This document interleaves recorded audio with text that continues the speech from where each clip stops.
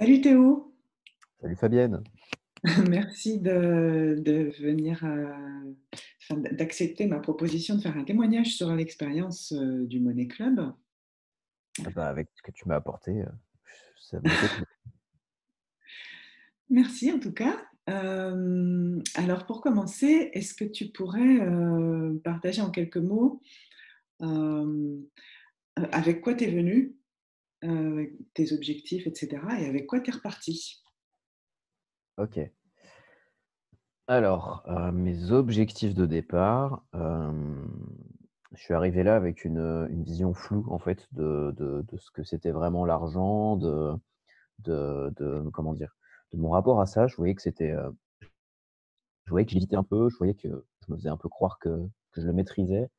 Je voyais que j'avais des comportements qui m'agaçaient avec, notamment des impulsions. J'achetais par impulsion alors j'achetais rien du tout.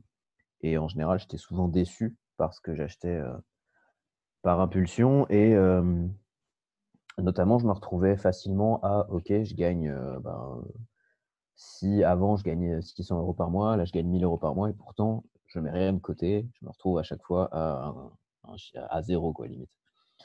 Hem, Ouais, tu veux dire, tu dépensais toujours grosso modo ce que tu gagnais, quoi. c'est ça, impossible de mettre de côté. Alors que, soit je voulais à tout prix, soit j'achetais un truc en mode impulsion, mais un truc cher, quoi. Donc compliqué et je ne saisissais pas trop ce qui se passait pour autant. À côté de ça, et ben, je suis à mon compte, je suis entrepreneur et bah, j'avais envie d'augmenter mon chiffre d'affaires. Alors je me rappelle plus très bien l'objectif précis que j'avais mis là-dessus. Je crois que je voulais au moins le doubler, si pas le tripler, mais au moins le doubler, il me semble et j'avais un autre objectif aussi, où je voulais investir dans l'immobilier.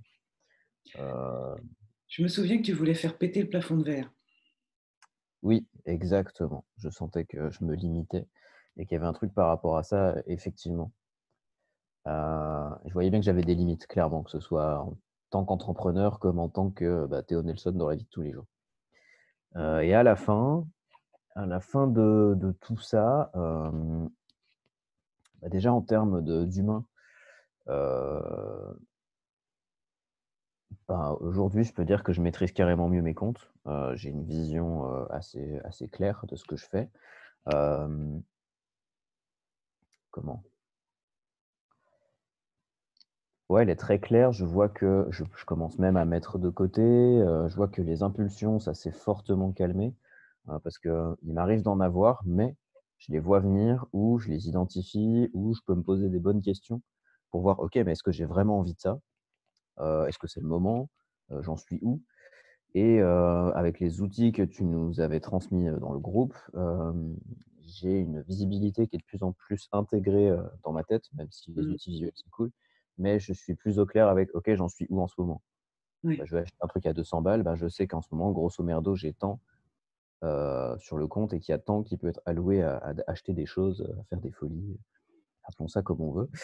Hem Donc super, parce que ça me crée un sentiment de confort, et de sécurité que j'avais pas avant. Je me sens beaucoup plus serein avec ça, c'est plus un poids, c'est un truc que je maîtrise et Dieu sait que c'est important puisque l'argent ici, malheureusement, il peut avoir l'air d'être le roi donc voilà et Donc tu fais des folies conscientes maintenant, c'est ça?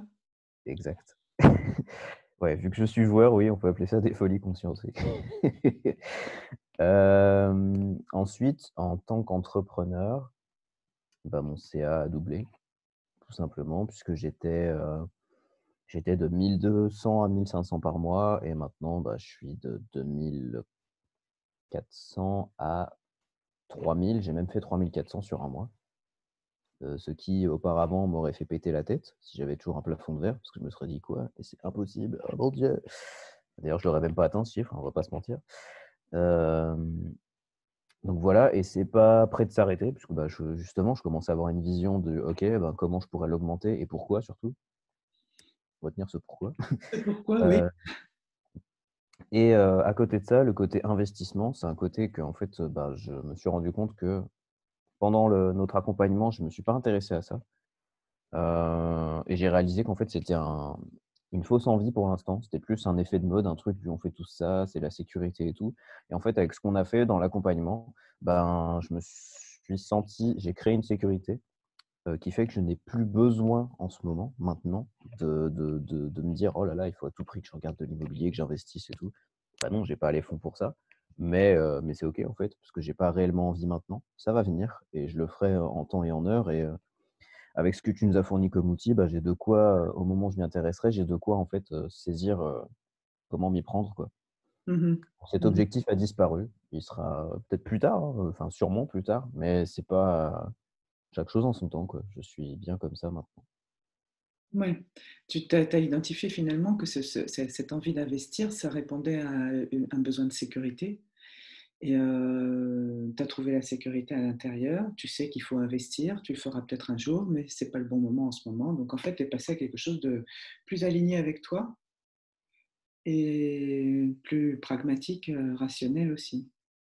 C'est ça et oui, c'est ça, puis il y a cette notion de vraiment à l'intérieur, quoi. De Mmh. sentir à l'intérieur que, bah, non, non, enfin, s'écouter quand il y a des sujets d'argent, réussir à s'écouter, ça n'a pas de prix. Ouais, ouais. Bah oui, c'est ça. C'est insupportable de flipper, quand il y a des problèmes d'argent, de péter un plomb, de se stresser et tout. Enfin, tu prends jamais des bonnes décisions dans ces conditions-là, en fait. Mmh. Mmh mh. Et tu as déménagé aussi? Mais c'est vrai, je l'oublie, tu sais, c'est fou. Oui, c'est vrai, j'ai déménagé, je suis parti d'Angoulême et je suis allé près de la mer. Heu, ça ressemble à un de ces clichés qu'on voit dans chez tous ces coachs-là qui parlent de vie de rêve. J'en suis pas, c'est tranquille, hein, j'ai un appart, qui me coûte un loyer un peu plus modeste. Mais j'aurais jamais pu faire ça avant cet accompagnement, tout simplement parce qu'un déménagement, c'est plein de frais, c'est plein de calculs à faire, d'organisation et tout et j'ai fait ça si vite. L'accompagnement, on l'a dû commencer, je sais pas, en juin ou en juillet, je sais plus, quelque chose comme ça Fin et juin. j'ai réalisé cette envie, que j'avais cette envie, elle a commencé à vraiment germer, fin juillet et en août, tout se décidait, quoi. Ouais. Mi-août, j'avais un bail signé pour septembre. J'aurais jamais pu faire ça dans les anciennes conditions, c'était impossible. Je me serais chié dessus. Enfin, désolé d'être vulgaire, mais c'était ouais, c'est vraiment ça. Alors que là, non, je l'ai fait. J'ai tout géré le truc, sereinement et tout. Je me suis organisé alors que, enfin, c'était pas bien parti, quoi.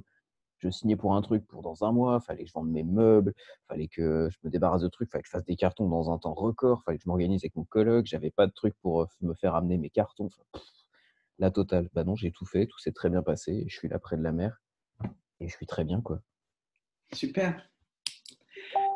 C'est quoi ta grosse surprise pendant cet accompagnement? Ma grosse surprise pendant cet accompagnement,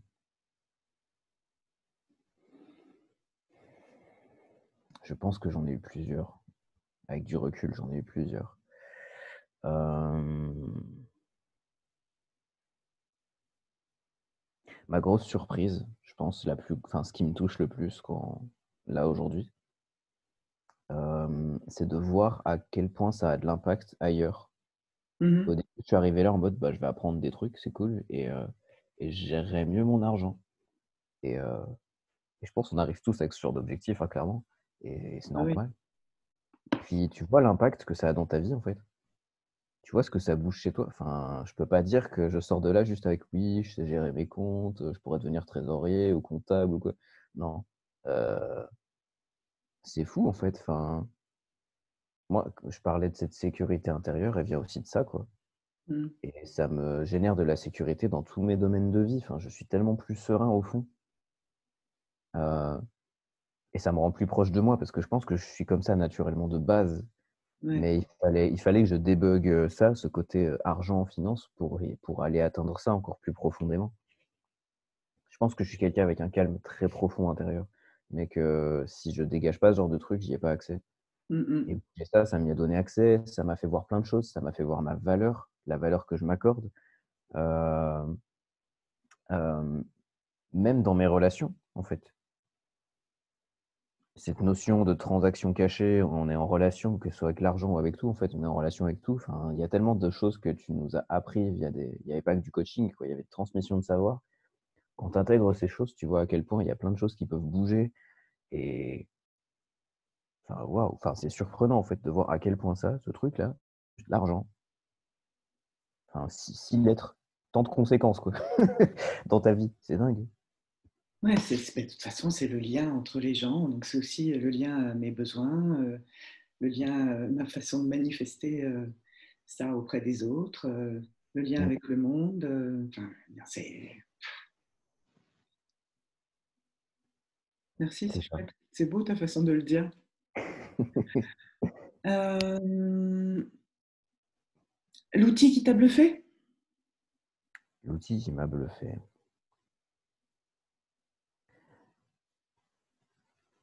Alors au début, il n'y en avait qu'un.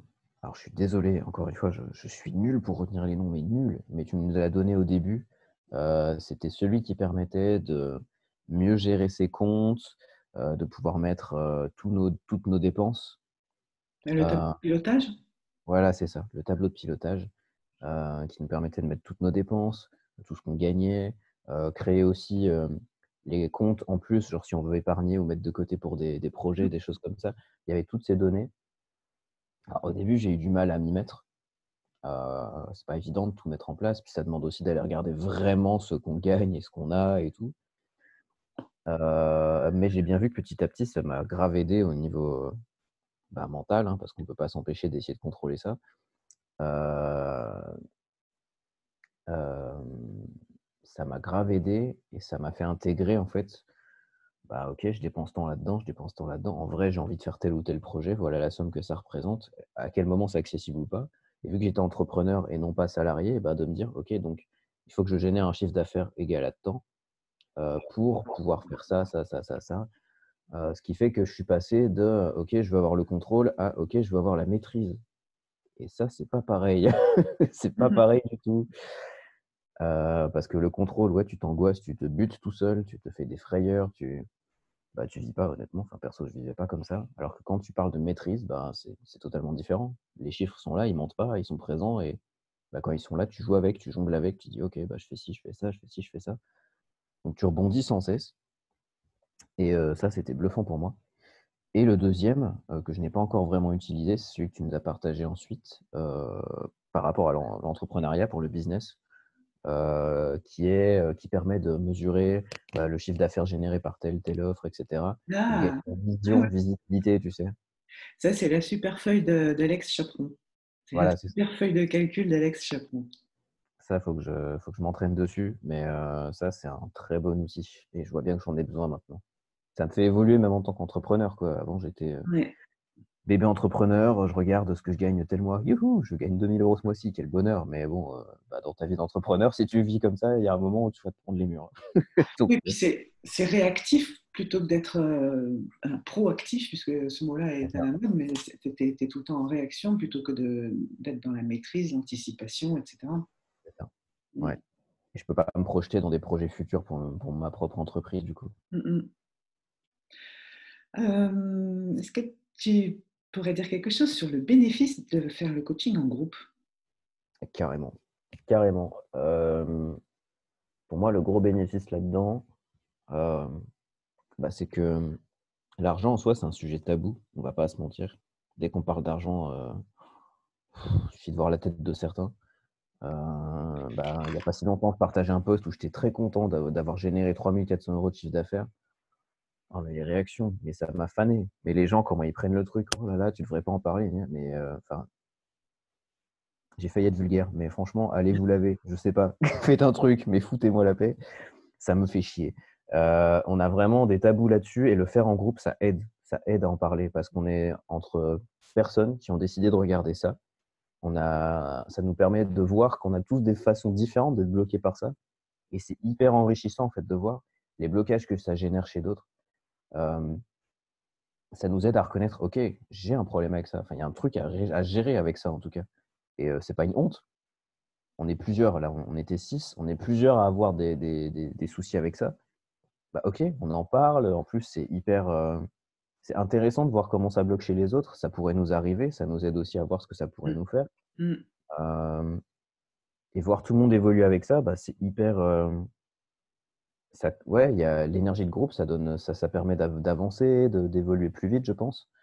Hem, Puis comme on est tous coachés dedans, ça permet, je sais pas, on retire tous quelque chose, je pense, des coachings des autres Ouais, et ça, voir que chacun évolue, ça aide, quoi, et ça nous permet même entre nous, si on en a envie, de discuter, en fait, de ces sujets-là.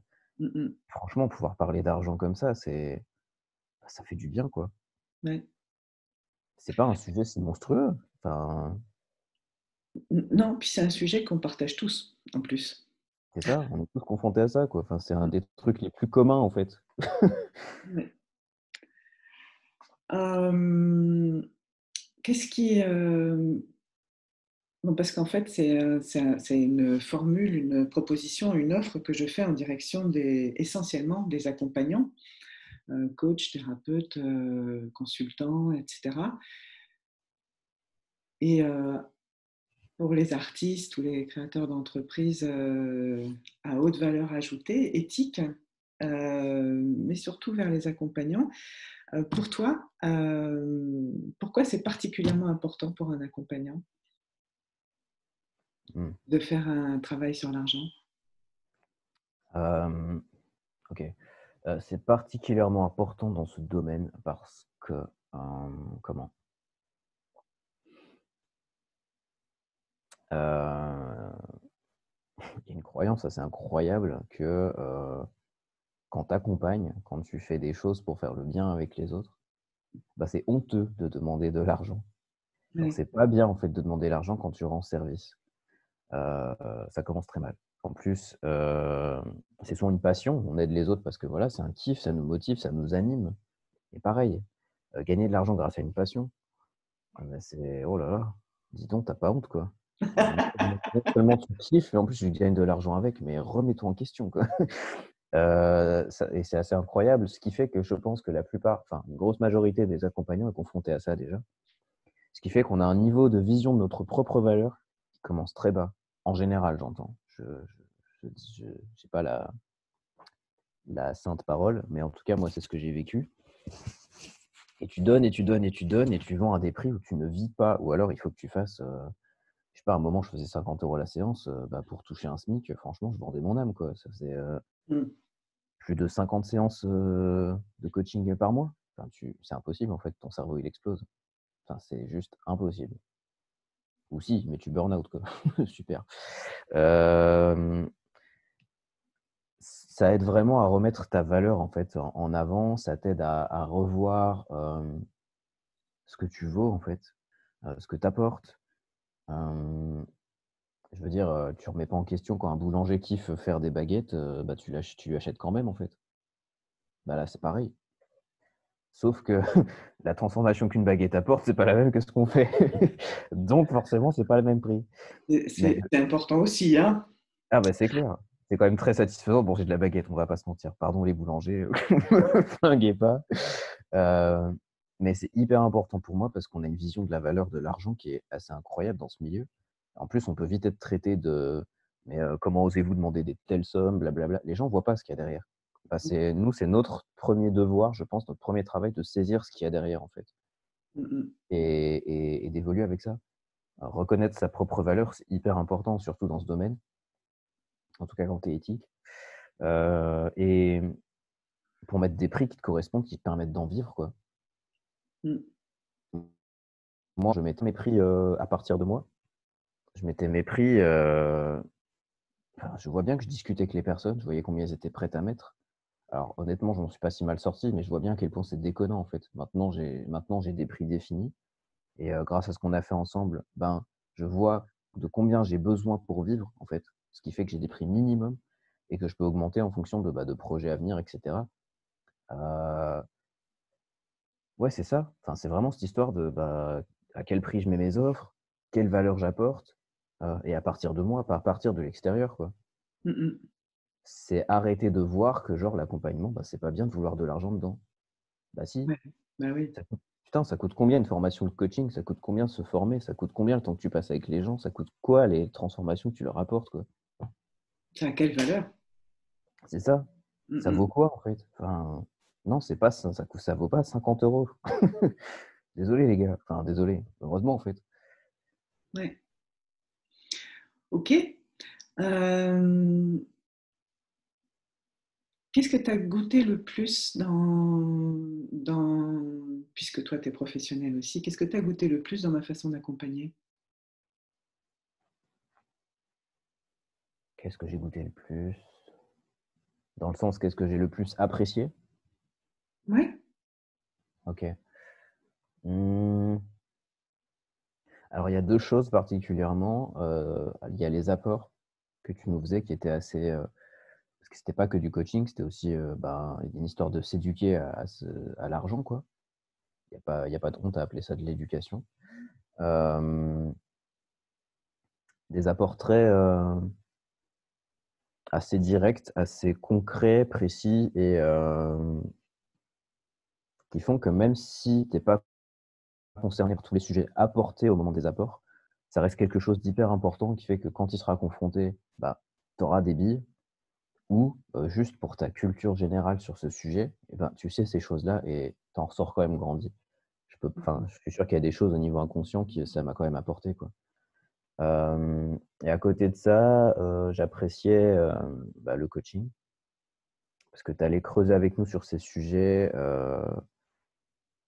assez, oui, de manière assez profonde, tout en restant vraiment focus sur ces choses que nous, on peut avoir du mal à regarder, notamment parce que c'est tabou et on peut l'oublier en fait pendant le coaching. Et toi, tu restes vraiment sur ces sujets de fond, sur les sujets liés à l'argent, les transactions cachées, etc.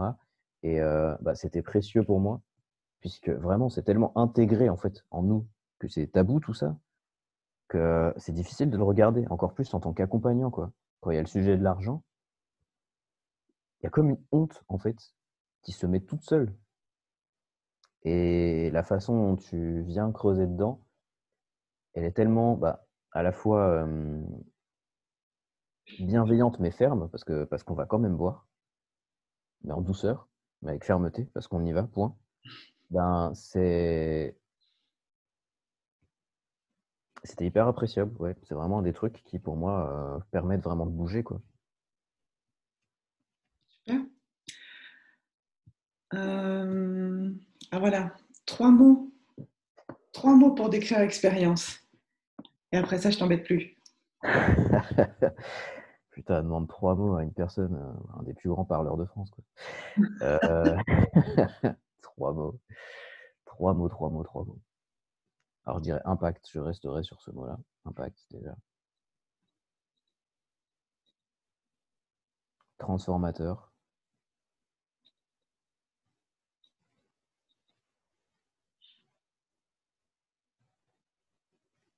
Je vais mettre le mot intérieur. C'est ce qui me vient le plus. Ouais, ça me fait quelque chose.